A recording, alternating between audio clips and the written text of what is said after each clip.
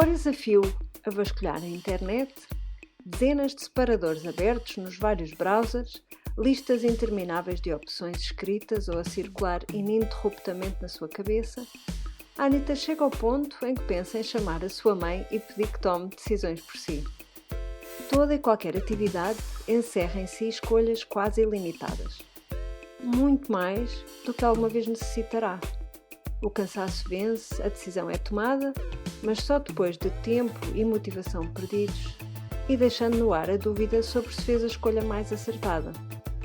A Anitta, cada vez mais convencida que mais é menos, torna-se apologista do menos é mais. Olá, Eli! Então, que me Olá, contas? O paradoxo da escolha nunca aconteceu, pois não? Não, eu fiquei muito surpreendida, quis até ler mais sobre o assunto, que desconheço em absoluto. Tem sido, assim, um drama, a quantidade de escolhas. Eu sinto nas coisas mais pequenas que é frustrante o processo de tomada de decisão, exatamente associado a este processo de escolha. Nós decidimos abordar este tema. Entretanto, tinha saltado um artigo sobre a paralisia por análise, que põe apenas, não é, nomes àquilo que nós já vamos sentindo há algum tempo, ou pelo menos vou sentindo há algum tempo. E depois fui explorar um bocadinho mais, também para lhe dar um bocadinho de background mais estruturado, mais científico. Até porque o tema está bastante estudado. Não é novidade, mas eu acho que tem se tornado cada vez mais evidente até nas coisas mais pequenas, e é isso que a mim me incomoda um bocadinho, que acabo por sentir, ficar com a sensação de perda de tempo, tempo precioso, em processos que deveriam ser quase automáticos e muito imediatos, muito diretos. Então fui buscar as definições e o que está por detrás. Então temos o paradoxo da escolha, né, que está por detrás desta paralisia por análise, por definição, um maior número de escolhas, em teoria, concede-nos mais liberdade. Acho que todos concordamos com isso. Só que, no entanto, chegamos ao extremo de demasiadas opções, pois limitam-nos a capacidade de decisão. E é um trade-off interessante, não é? Nós atualmente temos muito mais escolhas do que aquilo que necessitamos e temos também uma mentalidade em termos de sociedade que não é suposto contentar-nos com menos do que é feito ou melhor. E isto gera aqui alguns efeitos, algumas consequências, que é, por um lado, o famoso fear of missing out, né? O medo de estar a escapar-nos a alguma coisa, de nos estar a passar alguma coisa lá, de não sabermos alguma coisa, de não aproveitarmos alguma coisa. Mas, por outro lado, também o medo de fazermos escolhas subótimas, escolhas, ou mesmo escolhas erradas. E este é esse extremo que depois pode levar à paralisia por análise, não é? Mais stress, mais incerteza, que depois geram mais erros, menor qualidade das decisões e, além disso, depois sentimos menos satisfeitos, menor satisfação com as decisões tomadas, não é? Isto é, assim, um buraco negro interessante.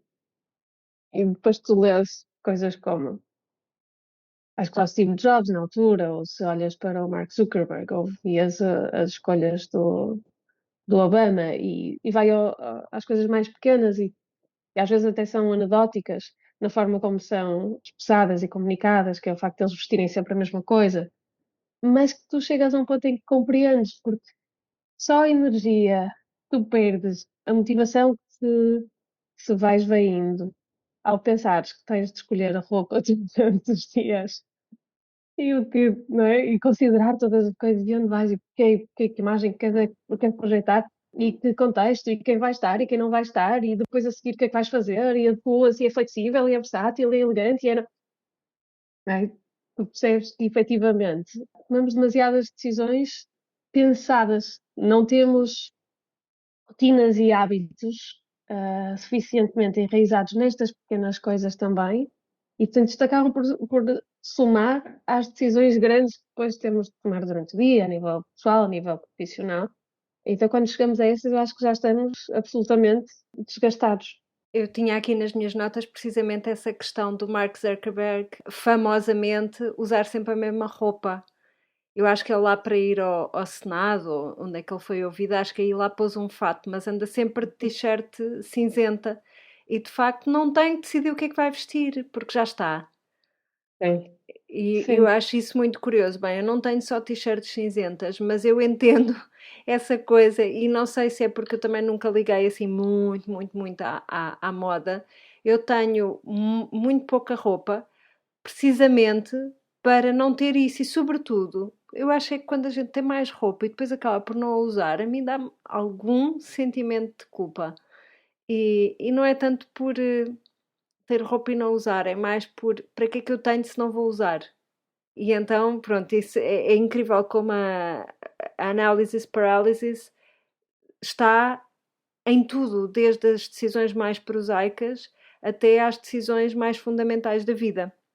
Então, aqui nas minhas notas, quando tu me falaste deste tema, eu pensei logo, isto vem aqui, parece que foi mandado pelos deuses, porque eu ando com uma grande dúvida já há bastante tempo, e isto é diretamente relacionado com a atividade profissional, para além das muitas dúvidas ao nível pessoal de devo fazer assim ao assado, mas aqui ao nível pessoal eu ando a pensar há muito tempo, eu trabalho como designer, como ilustradora, trabalho como knitwear designer e também de bordado, portanto a parte do knitwear e a parte do bordado são claramente manuais, a parte do design, a minha base é sempre o lápis e o papel, portanto vou sempre às ferramentas mais básicas e depois o computador é um lápis mais sofisticado. Chega à parte da ilustração e temos toda aquela ilustração que vai muito ao manual e que vive muito do espontâneo e dos acidentes, entre aspas, que acontecem quando estás a usar os diferentes materiais, mas também há a parte de ilustração digital. E então a minha dúvida não é que eu quero um look digital para as minhas ilustrações, mas agora já há ferramentas que imitam muito bem o look manual. E então eu ando com a grande dúvida de devo investir num iPad Pro com o Procreate, que eu vejo tanta gente a fazer isso e a fazer trabalho muito mais rápido com isso, ou não. E então eu tenho os prós e os contras já todos arrumados na minha cabeça e como ainda não cheguei a uma conclusão, porque depois a conclusão realmente eu tiro-a com a barriga, eu sei, é esquisito, mas também é uma coisa engraçada, porque, por exemplo, o Paulo faz matrizes de decisão, atribui pontuações e depois vê as pontuações e pronto. E quando nós andávamos à procura de casa no Panamá, os dois juntos, eu disse-lhe, aqui na matriz de decisão tens que pôr uma coluna que é gut feeling. Ele olhou para mim, como é que tu quantificas isso? Eu, para mim é muito claro, não te preocupes que eu vou quantificar. O gut feeling das casas. Se entras numa casa, dá-te um bom feeling ou não te dá um bom feeling? Pode ser uma casa até Mas olha fixe. que pode parecer, por acaso é curioso que diz isso com o Paulo. Quando na Procter havia matrizes, obviamente, de avaliação de tudo e mais alguma coisa, mas quando estavas a avaliar uma campanha, uma plano de comunicação, uma ação de comunicação ou algum conceito, havia uma primeira parte que era o gut feel. Havia, estava escrito. Está escrito, eu ainda tenho os livrinhos para comprovar. Então eu sou mais proctoide do que imaginava. Ok? Existe, porque era gut feeling. um, Havia o Heart and Mind Opening, ok? É Heart Opening, é Mind Opening, é Relevant, é On Benefits, On Equity. Mas eu achava curioso este lado de, principalmente uma empresa norte-americana cheia de processos e E de, sistemas e e sistemas, não parâmetros. é? E Excel e números, e tínhamos de usar e tínhamos de fazer essa avaliação usando o nosso gut feeling. Portanto, absolutamente apologista, e é isso, porque muitas das vezes os prós e os contras, não é? São muito claros do ponto de vista racional, mas emocionalmente há ali alguma coisa que nós não conseguimos expressar absolutamente, É. um, e que nos impele a tomar uma decisão final, sim. Sim, e que tem mais lugar no processo de decisão, tem mais peso no processo de decisão do que se calhar gostaríamos ou queremos admitir, não é? Aqui, ao nível, por exemplo, do iPad, eu estou com esta dúvida há não sei quantos anos, eu continuo, anos não, vá, meses, eu continuo a fazer ilustração da maneira como tenho feito até agora, portanto, usando materiais analógicos e depois passando tudo para o computador e acabando por juntar as peças todas em Photoshop. E é um sistema que funciona. Mas às vezes fico a pensar, será que seria mais rápido, o processo seria mais expedito se fosse feito com outra ferramenta? E depois o grande fator que, pronto, para além do valor do investimento, o grande fator que me retira aquela vontade de executar a decisão rapidamente é: espera, mas se eu estiver a trabalhar depois no iPad, será que me vai tirar o prazer dos materiais? Será que vou cair sempre no iPad porque é mais rápido e depois perco o prazer do contacto com as coisas, que é um dos grandes prazeres de fazer ilustração, é precisamente contactar com, para sentir o lápis a raspar no papel, ou aquela coisa completamente imprevisível em que podes controlar até certo ponto, mas é imprevisível a partir de determinado ponto, por exemplo, que é a aguarela, não é? Como é que o pigmento vai expandir pela gota d'água? Não sabes? Mais ou menos tu tens algum, mas é um controle muito limitado e isso depois no iPad não é assim. E então continuo com essa grande dúvida. Falamos daqui a 6 meses, porque isto pode demorar. E tenho falado com várias pessoas e o que elas me dizem é: arranja alguém que te empreste um iPad para experimentares e vês se gostas. Mas quem é que empresta iPads? Tá? Toda a gente se agarra ao seu iPad. Eu falo com um monte de pessoas que me dizem: eu adoro. Tipo, colegas ilustradores dizem-me: eu adoro, é irresistível trabalhar com ele. Eu às vezes ainda faço um esforço para ir trabalhar com tinta e com guache e não sei o quê. E eu penso: epá, mas é isso que eu de alguma forma não quero que aconteça, porque acho que se perde ali uma parte importante da imprevisibilidade da arte, não é? Do meio, do. Enfim, olha, I'll keep you posted. Isso estava este fim de semana, voltei a dar uma vista de olhos no Drive, no livro Drive, é o Daniel Pink, e ele fazia uma referência também ao predictably irrational, não é? E a evolução que em termos científicos também se fez para deixar de assumir os consumidores e, no fundo, deixar de assumir as pessoas como seres racionais que estariam sempre orientados para tomar a decisão mais racional e maximizar no que seria os seus ganhos, não é? E com isso também acrescentar valor e maximizar o valor. E acho que é o Dan Ariely que tem um livro depois do Predictably Irrational e que nos classifica a todos como absolutamente irracionais, em primeiro lugar, absolutamente irracionais na forma como tomamos as nossas decisões e o facto das motivações serem tão subjetivas e não ser só o carrot e o stick, não é? Não ser só o chicote e a cenoura como os principais estímulos e os principais triggers em termos motivacionais e que depois, obviamente, influenciam e definem as decisões que vamos tomando. O que eu acho interessante e é um equilíbrio difícil de acontecer é se pensarmos em termos de negócio, em termos de projetos específicos de trabalho, em que nós temos acesso à informação como nunca, não é? Nós estamos na era da informação, data é um bem mais valioso que o petróleo, e em teoria teríamos a vida muito mais facilitada em termos de tomada de decisões, porque muito mais informado, muito mais consistente, muito mais fundamentado. E depois acontece isto. Eu olho para o meu browser e vejo os meus 10 browsers. E em cada um dos meus 10 browsers, 10.000 separadores abertos em cada um, que é uma forma, é uma forma que eu vou encontrando numa fase inicial dos meus projetos, absorver o máximo de estímulos, de pontos de vista, de informação.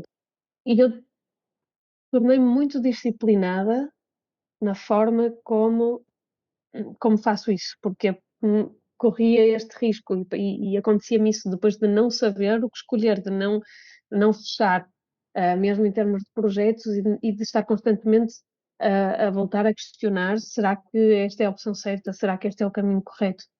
E isso eu consegui limitar à fase inicial, à fase de assessing the landscape, de análise de contexto, em que me alimenta. Eu considero que nessa fase é positivo, o balanço é positivo, apesar não é? Apesar da dispersão, do desgaste, eu acho que consegui com que se tornasse um método que faz sentido e que acrescenta valor. Mas depois, a certa altura, tenho de fechar, não é? Tipo, nem sequer se abre um browser, porque depois são todas as ligações, é a parte de montar o puzzle e fazer com que faça sentido, é concentrar na proposta de valor, e aí já tens de ser muito mais assertivo, não é? Já tens de confiar que a informação que tens é suficiente e que é verdade, poderias ter muito mais, mas que essa combinação da informação depois vai só pôr em funcionamento, ou pôr a correr, né? A máquina, a correia, que vai ligar à tua intuição, que vai ligar ao conhecimento prévio que tu já tinhas, ao expertise, ao know-how que tu tens, e aí fazem-se as ligações, não é? E a estratégia acontece, aí os conceitos surgem, a inovação toma forma. Mas foi assim algo que também exigiu disciplina, exigiu um corte muito claro, muito específico de não, isto é suficiente, ok? Eu não vou estar à procura do perfeito, eu não vou continuar aqui a alimentar esta engrenagem, eu vou parar, assumir que tenho a informação suficiente e funcionar a partir daí e acrescentar valor a partir daí. E quando é Senão que tu tu, sabes que é o momento para, ok, já tenho a informação suficiente, vou passar para a próxima fase? há um lado de sentir que complementa o que já está aqui dentro, o que já tenho de conhecimento prévio, que já faz ligações, ou seja, começo a sentir que há ligações, que há padrões que se estão a formar, mas por outro lado, há uma necessidade de estabelecer deadlines, de estabelecer, ter um calendário também muito específico na definição dos projetos. No lado profissional, acaba por ser mais fácil, porque tens um tempo para entregar um projeto ou tens um tempo para desenvolver um projeto, e eu asseguro que, obviamente, tenho ali algum buffer, mas que vou chegar àquela data e no limite naquela data, aquela fase do projeto está feita. E isso ajuda a não ficar presa na fase inicial do projeto, a não ficar presa na fase de imersão, pois é isso, é um buraco negro de pesquisa e de análise, e tu podes continuar ad eterno. E, portanto, ajuda-me isso, o saber como funcionam em termos criativos e em termos de fazer as ligações, toda a estratégia, mas ao mesmo tempo assegurar que eu não falho em termos de prazos e, portanto, ter prazos definidos dentro de um projeto. Portanto, se um projeto tem 3 meses, um projeto tem 6 meses, eu não vou estar os 6 meses sem ter dates and gates dentro desses 3 meses, ok? O quê? Não ficas Um, 2 meses e meio a fazer pesquisa e 15 dias a executar tudo? não, Não! não, é incrível. E sabes que eu me tornei-me muito mais eficiente nisso, porque quando eram projetos ongoing. Imagina, estás a gerir uma marca e tens coisas que vão entrando e vão saindo. É muito fácil isso acontecer, porque apesar de teres deadlines, há uma parte quase contínua ou quase que vai acontecendo em paralelo. E eu aí perdia-me muito mais. Aí, tipo, deixava até o último dia para fazer, para sentir aquela pressão e fazer as coisas acontecer. Agora já tenho esse rigor tenho muitas datas intermédias que me vou colocando a mim própria. Sabes que eu fiz o meu curso superior na Faculdade de Belas Artes de Lisboa e, pertinente aqui para o caso, eu tive muitos professores que estavam muito pouco preocupados com o processo de aprendizagem dos alunos e com transmitir informação, mas tive alguns que de facto queriam ensinar os alunos e queriam passar aquilo que eles sabiam, queriam passar para os alunos. Portanto, eles existem. Mas houve um professor que eu não sei se eu estava para ir no segundo ano da faculdade na altura em que ainda se faziam cursos de 5 anos. E o professor começou a ver que o pessoal chegava às datas das entregas e não conseguia entregar os trabalhos, porque o computador tinha crashado, porque tinha isto, porque tinha acontecido. Então houve um dia que ele reuniu as duas turmas e que nos esteve a ensinar como é que nós fazíamos para entregar projetos na hora. E ensinou-nos a metodologia. E aquilo é uma metodologia como outra qualquer, mas nunca ninguém se tinha sentado connosco a explicar como fazer isso.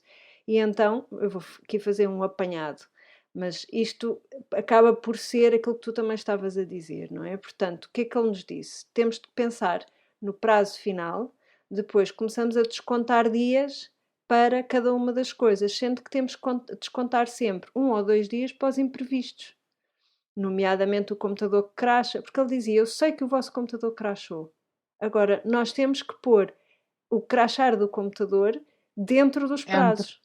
sim. Portanto, temos de criar almofadas para todos esses imprevistos que acontecem, porque eles acontecem, é normal. Então, o professor esteve-nos a ensinar a fazer essa gestão e foi das aprendizagens mais importantes que eu tive, que eu retirei daquela faculdade, porque é uma aprendizagem para a vida. Outra coisa que me ocorreu quando nós estávamos a falar, por um lado, a questão da analysis paralysis, que é o nosso tema central, eu sinto isso em todos os modelos de tricô que eu faço. Que eu, quando começo a pensar, começo a querer, e se eu fizesse não sei o quê, e se eu fizesse não sei o que mais, e de repente a camisola parece uma árvore de Natal.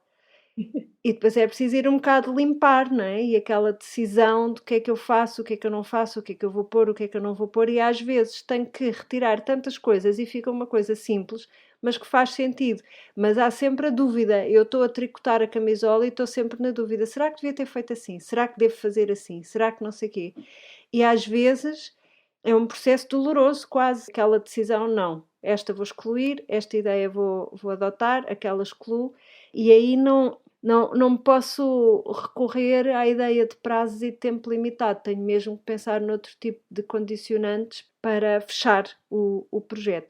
Mas uma das coisas que me ocorreu enquanto tu falavas é um dos módulos do Playing Big, da Tara Moore, que é o Let It Be Easy. Porque isto é aplicado à ideia de que se nós formos só pela motivação, então somos todas umas desmotivadas e não temos força de vontade. Portanto, o que ela diz é que nós temos que construir sistemas que apoiem as melhores decisões, para não termos que estar sempre a tomar decisões. E aqui é que isto vem enquadrar perfeitamente no nosso tema, que é como é que nós criamos sistemas que façam com que, primeiro, não tenhamos que estar sempre a tomar a mesma decisão, e segundo, sistemas que nos levem a tomar a boa decisão independentemente de não querer, ou seja, é mais fácil e mais imediato tomar a decisão, digamos, positiva, do que arranjar uma forma de fugir. E ela dá o exemplo, por exemplo, da corrida. E contava, se eu colocar o objetivo como eu tenho que ir correr X quilómetros por semana, vai ser um pincel de todo o tamanho. E não me vai apetecer e não sei o quê. E então como é que eu vou fazer? Eu vou focar-me, por exemplo, como é que me faz sentir estar a correr. Como é que eu me sinto depois de correr. Eu vou combinar com uma pessoa e dá mais trabalho desmarcar com a pessoa do que ir e correr e fazer o treino e vir embora. E esses sistemas assim que a pessoa de alguma forma tem que adicionar a estas coisas para tornar algumas das decisões mais imediatas, eu acho que são a grande chave para resolver como é que a gente avança aqui para, ou desbloqueia a paralisia da decisão. E depois a outra questão é lidar com o FOMO. Para mim, eu confesso que o FOMO acho que tem que ser, bom, para mim, de alguma forma, teve que ser tratado de uma forma muito interna. Porque se a pessoa souber lidar com o fear of missing out nos seus assuntos pessoais, nas suas relações com amigos, nas suas relações sociais, acho que depois também fica muito mais fácil transpor essa maneira de ver e de lidar com o FOMO para a parte de trabalho. E, por exemplo, aqui quanto ao iPad, à decisão do iPad, seja qual for a decisão, que eu acho que por agora vai continuar a ser não investir no iPad, eu não estou propriamente com o FOMO de não saltar na grande onda de ilustradores a trabalharem com iPad. Não, não é uma coisa que me assola os sonhos, ou, não é isso que me faz decidir. Mas eu sei que não é Não assim se para toda a torna gente. angustiante, não é? Não, Não é uma questão angustiante. Eu gosto desse lado da possibilidade e de ver as coisas como possibilidades e de não obcecar com a não concretização de uma série de opções. Portanto, sabes que as opções existem, exato. sabes que algumas delas podem ser possibilidades, mas não tens de tratá-las todas como, a partir do momento em que é uma possibilidade, eu tenho que ter um plano para a concretizar. Não.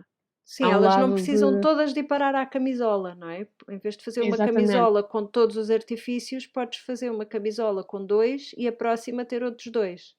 Sim, e leva-nos a uma série de coisas, não é?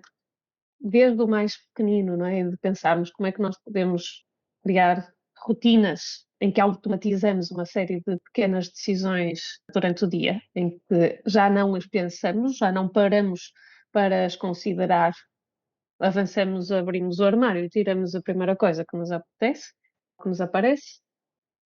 Sabemos que ao acordar estão os ténis e está a roupa de corrida e, portanto, pegas e vais, ou não pegas e vais fazer outra coisa, mas ajudar a sistematizar isto, não é? E depois, eu acho que ajuda também no plano do teu dia, no plano da tua semana, no plano do teu mês, teres as prioridades, aquilo que realmente são as decisões grandes e importantes e tu assegurares que tu tens o que é o tempo de qualidade reservado para isso, com essa forma muito, muito consciente, muito determinada de estruturar o dia, a semana, o mês para essas tomadas de decisões e deixar o resto para alturas do dia em que não somos tão produtivos ou que não somos tão atentos ou que não somos, não é? Portanto, assegurar que quando efetivamente as decisões importam, nós estamos fresquinhos e preparados e com atenção devida para isso. E depois, intencionalmente, também limitar o acesso à informação. Escolher as fontes, escolher, definir limite, a quantidade, definir momentos, espaços dentro do projeto ou dentro do dia em que vamos estar expostos a essa quantidade avassaladora de informação, sabendo que não vamos estar a par de tudo, mas que também é impossível estarmos a par de tudo. Isso, por não estarmos a par de tudo, não significa que não vamos conseguir tomar decisões que são positivas e que nos vão deixar satisfeitos. Mas é uma questão de mentalidade, eu acho também, e tens razão, que é uma questão interna de sentirmos que estamos a fazer o suficiente, o bom o suficiente, e que temos de estar em paz com isso também. Eu acho que nós tivemos esta conversa do excesso de informação em relação ao Flipboard e em relação ao Goodreads. Sim. O Eu uso os Flipboard, dois, eu uso os dois. eu tive o Flipboard instalado no meu telefone, talvez no início de ter tido o iPhone, e gostava imenso, mas havia uma coisa que me deixava sempre perplexa, que era, gostava imenso do grafismo, gostava imenso do conceito do Flipboard, mas havia uma coisa que para mim me baralhava o esquema, que era, ele trata, ou tratava na altura, tanto a informação que vinha, por exemplo, de redes sociais, como por exemplo o Facebook, que eu na altura ainda usava, da mesma forma, graficamente, que, por exemplo, as notícias que vinham ou do Público ou do Diário de Notícias. E às tantas eu tinha lá o post de um amigo qualquer a fazer uma queixa sobre, sei lá, fui estacionar e não havia lugar, sei lá, outra coisa assim qualquer, relativamente inútil para o bem-estar da humanidade, tratado com o mesmo grafismo e com a mesma importância gráfica que uma notícia do Público que se calhar me falava do nível de pobreza ou de não sei o quê, e aquilo deixava-me completamente baralhada, porque como é que Pirulo, como diziam na Argentina, indivíduo A escreve não sei o quê, que é uma coisa que não é uma peça jornalística, não está estudado, não está fundamentado, não, enfim, não é uma reportagem, não é um artigo, não é não sei o quê, como é que me vem da mesma forma que uma crónica ou uma notícia? E então eu deixei o Flipboard por isso e porque era também essa sensação de que era demasiado. Era demasiado. Eu gosto muito de ler as notícias online, mas lá está, por exemplo, deixei o Facebook porque era demasiado, é tudo demasiado. Eu com o Flipboard fiz as pazes, eu gosto muito, mas porque faço uma pré-curadoria, ou seja, eu escolho os meios os outlets, né, os news outlets ou media outlets que vão entrar no meu feed. E, portanto, não entram o que são tweets ou comentários de redes sociais. Isso não entra, são artigos apenas de várias publicações portanto, e os temas muito definidos também. Obviamente, de vez em quando tenho de ir lá e dizer dislike ou mute, porque adicionam outras coisas, supostamente, de acordo com os meus interesses. Nós Mas é uma. adoramos as decisões que o algoritmo toma por nós. Mas para mim tem sido um aliado em termos profissionais, porque é onde eu vou buscar, onde tenho de forma agregada uma série de assuntos e temas que estou a abordar naquela altura ou que estão mais associados a um projeto ou uma das áreas profissionais que ando a investigar mais ou que ando a trabalhar mais. E portanto aí ajuda-me a dar esse lado de podes, se não tens limites, aquilo rapidamente é um caixote do lixo, assim onde não consegues retirar muito valor. E também tivemos esta conversa em relação ao Goodreads, que tu és uma keen user, gostas muito, não é? Gosto muito, sim. E, e eu não quis entrar no Goodreads precisamente para não ter mais uma rede social para gerir. E eu sei que é diferente, eu sei que é diferente. Eu adoro Sim. ler, adoro contar sobre os meus livros, adoro falar sobre meus, salvo seja, os livros que eu estou a ler, sobre as minhas leituras, vá. Adoro falar sobre o que estou a ler, adoro trocar esses cromos e o Goodreads, à partida, é o sítio ideal para fazer tudo isso. E a Sim, mim eu não faço, desencoraja-me, não ok? é? Eu não faço, eu tenho o Goodreads onde tenho a minha lista dos livros que leio e onde adiciono os livros que quero ler. E tenho, eu acho que sigo para aí 10 pessoas, são amigos muito próximos, têm as suas listas de livros, ok? Tenho o meu desafio do ano, de quantos livros é que eu quero ler, e uso muito para ir buscar colocar e de explorar temas que quero ler sobre, quais são os livros com maior pontuação, com melhores críticas, mas não faço essas críticas eu própria, por exemplo, não é? Eu tenho o meu rating dos livros que vou lendo, mas é uma coisa muito pessoal, e tenho esse tracking, não é? Basicamente é um tracking do que já li, do que quero ler, do que estou a ler neste momento, mas não faço esse lado de rede social. Para mim, o Goodreads assim, de uma forma muito espontânea, não o classifico como uma rede social porque não o uso como uma rede social, ok?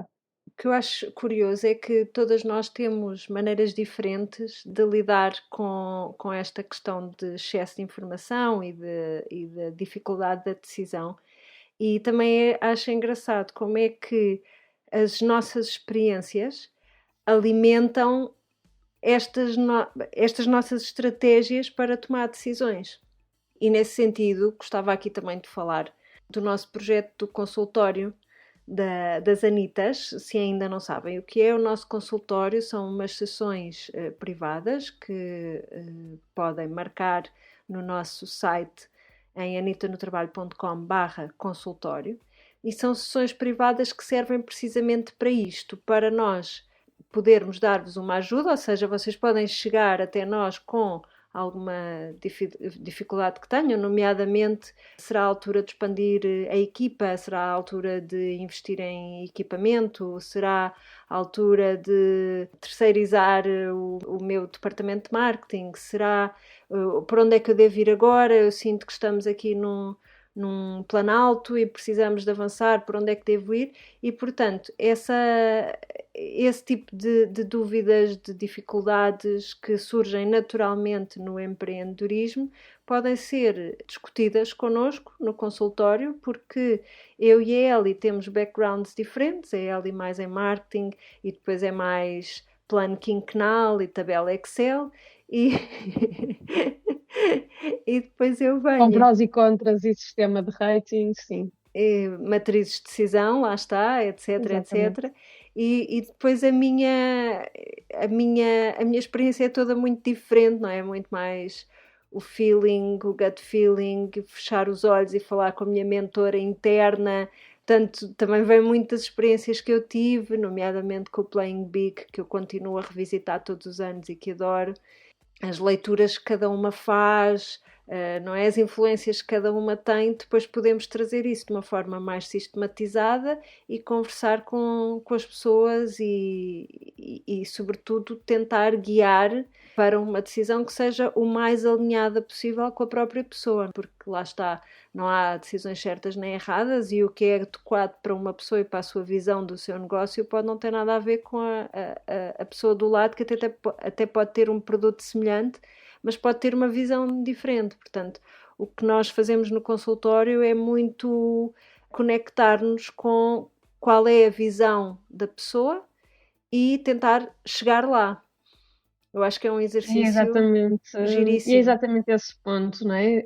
E é por isso que se chama um consultório, que são sessões individuais, não é? E adequadas e ajustadas efetivamente às necessidades, às motivações, àquilo que cada negócio e cada empreendedora necessita naquele momento específico. E, portanto, esta complementaridade entre o gut feeling e o sistema mais convencional de pontos e tudo muito e tudo a bater muito certo nas tabelas do Excel, acho que acaba por ser também um complemento muito interessante e muito valioso para estas conversas que vamos tendo nestas sessões mais orientativas que vamos tendo no consultório.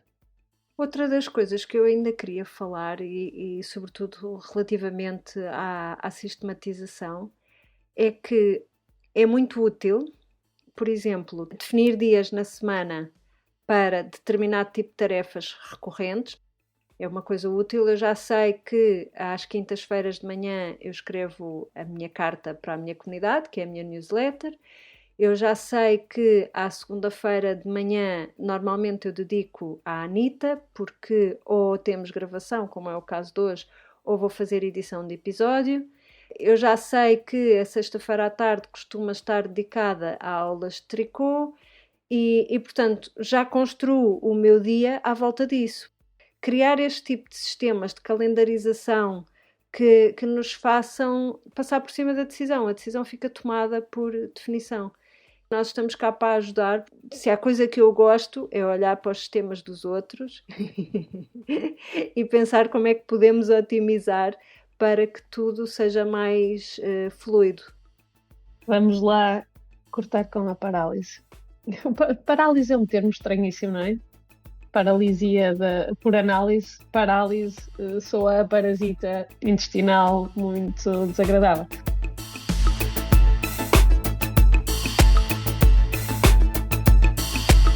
Antes de encerrarmos, o carteiro toca sempre 2 vezes.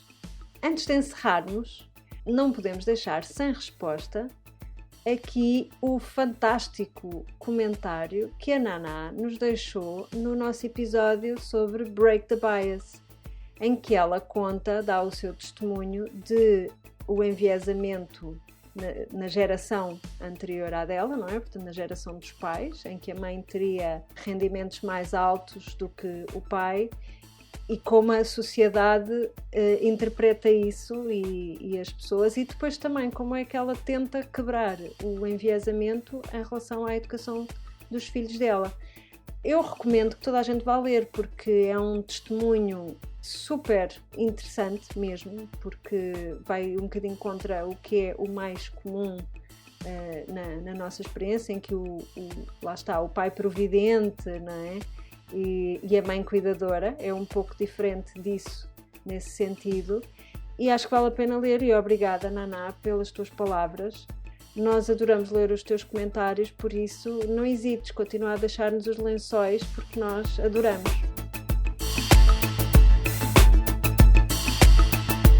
A Anitta regressa ao trabalho quando bem lhe apetece e pode, idealmente a cada 2 semanas, mais coisa, menos coisa, com um ponto de situação nos seus projetos.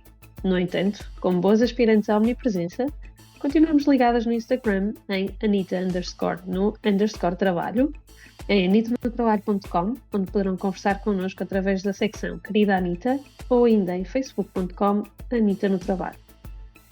Para consultas mais específicas, a Anitta está disponível para sessões individuais com a sua comunidade em anitanotrabalho.com/consultório.